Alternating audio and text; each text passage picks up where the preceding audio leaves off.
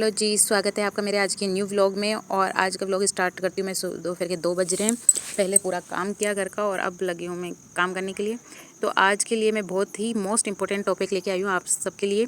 वो है कि आप राजपूती ड्रेस में फिनिशिंग कैसे लेके आएँ। क्योंकि राजपूती सूट तो सभी सिल लेते हैं, लेकिन उसमें फिनिशिंग लाना बहुत ही ज़्यादा इंपॉर्टेंट है, जो कि सबसे नहीं आती है।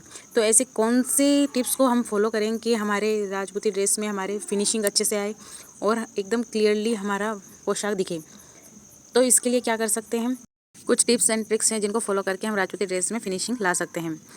तो देखिए कौन कौन से ऐसे टिप्स हैं जिनको फॉलो करके हम राजपूती ड्रेस में फिनिशिंग ला सकते हैं। तो वीडियो को एंड तक देखना। अगर नहीं हो वीडियो पे तो आप प्लीज़ चैनल को सब्सक्राइब कर लेना, लाइक कर देना, बेल आइकन को दबा देना, जिससे कि आपको मेरा नोटिफिकेशन मिल सके। और आप मेरे स्पीकिंग पे मत जाना, क्योंकि मैंने वॉइस ओवर किए, क्योंकि जब मैं बोल रही थी तो मेरा बच्चा बहुत ज़्यादा शैतानी कर रहा था और बहुत ज़्यादा आवाज़ कर रहा था, तो मैं रिकॉर्ड नहीं कर पाई अच्छे से। तो मैंने इसमें वॉइस ओवर किए, तो आप प्लीज़ इग्नोर कीजिएगा। तो वीडियो को स्टार्ट करते हैं। Let's start.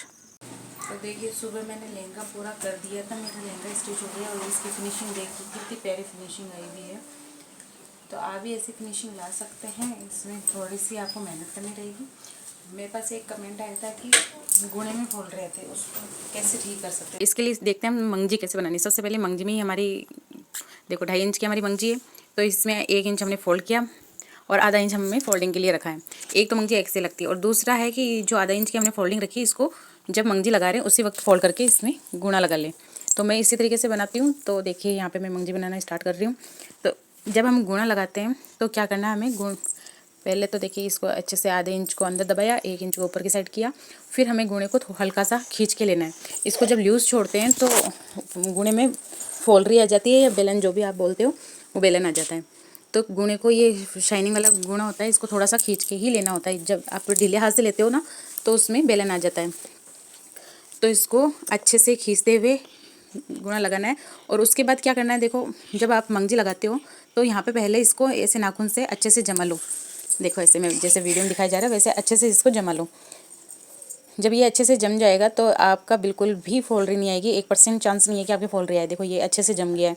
अब इसको आप कुर्ती पे या कांचली पे जहाँ पे भी आप लगाओगे तो वहाँ पे अच्छे से लगेगा और बिल्कुल भी फोल्डरी नहीं आएगी। तो इसी तरीके से आप मंगजी लगाओगे तो आपकी बिल्कुल भी गुणे में फोल्डरी नहीं आएगी। अब इसको देखो मैं लगा के भी दिखा देती हूँ। यहाँ पे देखो मंगजी को मैंने फोल्ड किया, जितना हमें जॉइंट में लेना है उसको, फिर यहाँ से मंगजी लगाना स्टार्ट करूँगी। यहाँ पे देखो लगा के भी अपन नाखून से गुणे को जमा सकते हैं। देखो ऐसे लगाने के बाद अच्छे से गुणे को जमाया, उसके बाद आप गुणा निकालोगे ना तो उसमें बिल्कुल भी फोल्डरी नहीं आएगी। वो क्या होता है, पहले आप जमाते नहीं हो ना तो उसमें वो क्या है, गुणा अच्छे से धागे के बराबर जमता नहीं है और उसकी वजह से लूज रह जाता है और फोल्डरी आ जाती है। ये देखिए बिल्कुल भी इसमें फोल्डरी नहीं आएगी। देखिए अच्छे से अब आप खींच के लगाओगे तो गला भी आपका अच्छा बनेगा, इसमें गुणे में भी एकदम फिनिशिंग आएगी, पूरी सिलाई में आपके फिनिशिंग आएगी। देखिए मैं पूरा लगा के दिखाती हूँ आपको। ये देखिए हमारा गला कितना फिनिशिंग के साथ बना है। और इसको मैं पास से भी दिखाती थी, गुणे में बिल्कुल भी फोल्डरी नहीं आई और एकदम प्लेन हुआ है। तो अब हम बात करते हैं कि राजपूती पूरा सूट सिलते हैं तो उसमें कौन कौन सी बातों का ध्यान रखें जिससे कि हमारे पूरे सूट में फिनिशिंग आए। तो सबसे पहले मैं स्टार्ट करूँगी लहंगे से। तो लहंगे में सबसे ज़्यादा क्या दिक्कत आती है हमारी कलियों में, कि हमारी कलियों में सैल आ जाते हैं, हमारी कलियाँ घूम जाती है। तो उनको सही करने का सबसे अच्छा तरीका यही है कि आपको कलियों को ढंग से जोड़ना है। इसके लिए सबसे पहले क्या करना है, जो हमारे 2 हिस्से होते हैं कली के, हमारे एक होता है किनारी वाला, दूसरा होता है उरेबी वाला। तो जब हम कली को तुरपते हैं तो किनारी वाले हिस्से को हमें नीचे की साइड और उसके ऊपर उरेबी वाले को रख के फोल्ड करना होता है। और उरेबी वाले हिस्से को हमें कभी भी नहीं खींचना चाहिए, क्योंकि उरेबी वाले को खींचेंगे तो हमारी कलियाँ घूम जाएगी। तो हमें जो किनारी वाला हिस्सा है उसको अच्छे से खींचना नहीं है, उसको भी नॉर्मली हाथ से पकड़ना है और उस पर हल्के हाथ से उरेबी वाले को रख के तुरप लेना है। जिससे क्या होगा, आपकी कलियाँ एकदम परफेक्ट जुड़ेंगी और बिल्कुल भी सिलवट नहीं आएगी। तो उसमें क्या है कि जब कलियाँ, लहंगे में सबसे मोस्ट इंपॉर्टेंट कलियाँ ही होती है। अगर कलियाँ अच्छे से जुड़ गई है आपका लहंगा परफेक्ट बनेगा। और जब आप मंगजी लगाते हो लहंगे में तो बिल्कुल हल्के हाथ से लगाना है, बिल्कुल भी इसको खींचना नहीं है।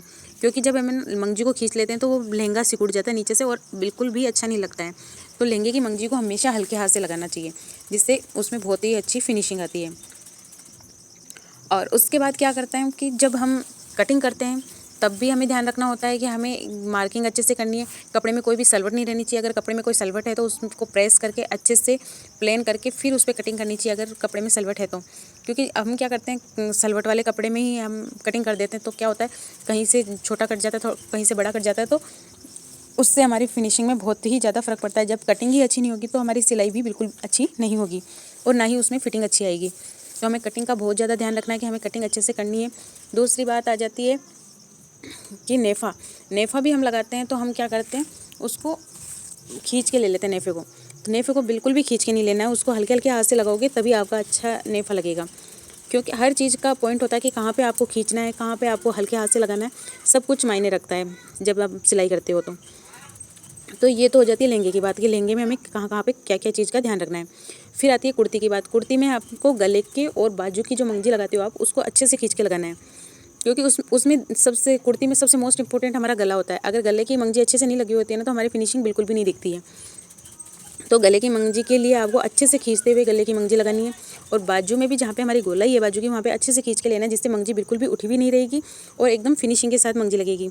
और गुणा जब आप निकालते हैं तो गुणे को ध्यान रखना है कि जो हमने गुणा लगाया है उसकी जो सिलाई है उसके बराबर हमें मशीन को लगाना है, चलाना है, जिससे क्या होगा कि हमारा गुणा बराबर निकलेगा।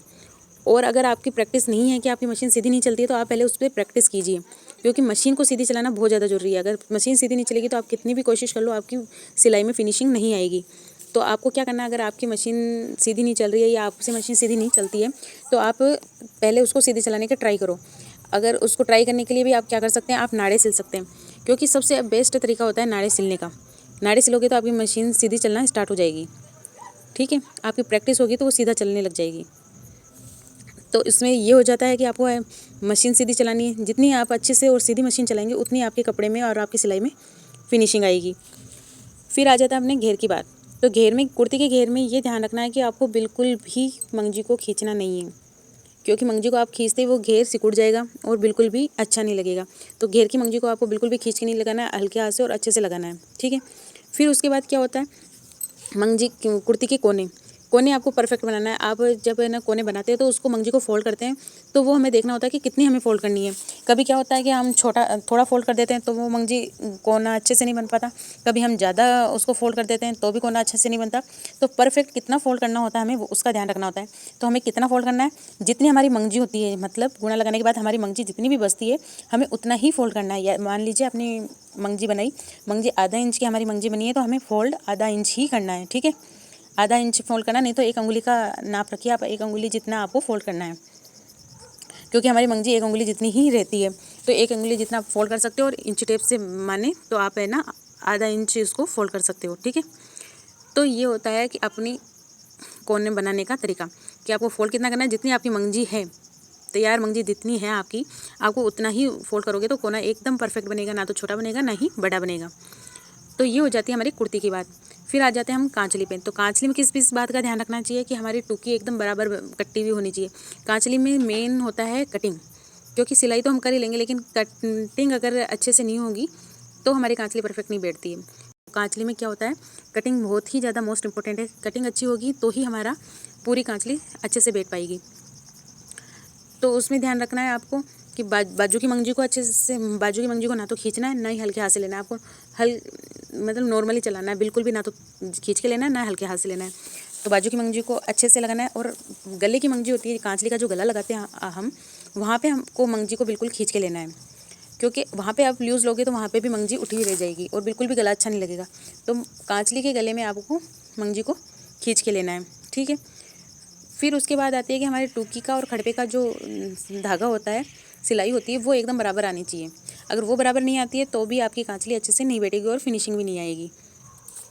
फिर उसके बाद क्या करना है, जब आपने पूरा सूट सिल लिया है तब उसमें क्या करना है, आपको उस पर प्रेस करनी है। क्योंकि कितनी भी अच्छी सिलाई कर लो आप, जब तक उस पर प्रेस नहीं करोगे तो उसमें फिनिशिंग नहीं दिखेगी। तो आपको सूट सिलने के बाद उस पर प्रेस करनी है, जिससे कि आपके उसमें फिनिशिंग आए, आपकी सिलाई में फिनिशिंग आए, तो आपकी फिनिशिंग दिखेगी। तो लास्ट में आपको उस पर प्रेस करना जरूरी है। और हाँ, एक पॉइंट मैं भूल गई, आप अगर 4 मीटर या कोई भी साटन का कपड़े पे आप सिलाई करते हो, मंजी लगाते हो, तो यहाँ पे आप गुणा लगाने के बाद एक बार मंजी पे पूरी पे प्रेस कर लेना। प्रेस करने से क्या, आपको लास्ट में प्रेस करने की भी जरूरत नहीं पड़ेगी और बहुत ही फिनिशिंग के साथ तो सूट सिलता है अगर आप पहले मंजी पे प्रेस कर लेते हो। बाद में तो आप करते ही हैं, लेकिन गुणा लगाने के बाद अगर मंजी पे प्रेस करते हो तो उसमें सूट में बहुत ही अच्छी फिनिशिंग आती है। ये आप ट्राई करके देखना, बहुत ही अच्छा टिप्स है ये, कि आप 4 मीटर का सूट सिल रहे हो या साटन का सूट सिल रहे हो, जो भी सिल्क की सूट सिल रहे हो आप, उसमें आपको मंजी बनाने के बाद एक बार प्रेस कर लेनी है। उससे क्या है, आपके सूट में बहुत ही अच्छी फिनिशिंग आएगी। ठीक है, तो ये थे कुछ टिप्स एंड ट्रिक्स जिसके जिसको फॉलो करके आप अच्छे से अपना काम कर सकते हैं, अपने राजपूती सूट में फिनिशिंग ला सकते हैं। वीडियो कैसा लगा आप मुझे ज़रूर बताइएगा। अगर अच्छा लगा हो तो please like share and subscribe कर देना और बेल आइकन को दबा देना कि ऐसे और भी इंटरेस्टिंग वीडियो मैं आपके लिए ला सकूँ। ओके जी, बाय बाय।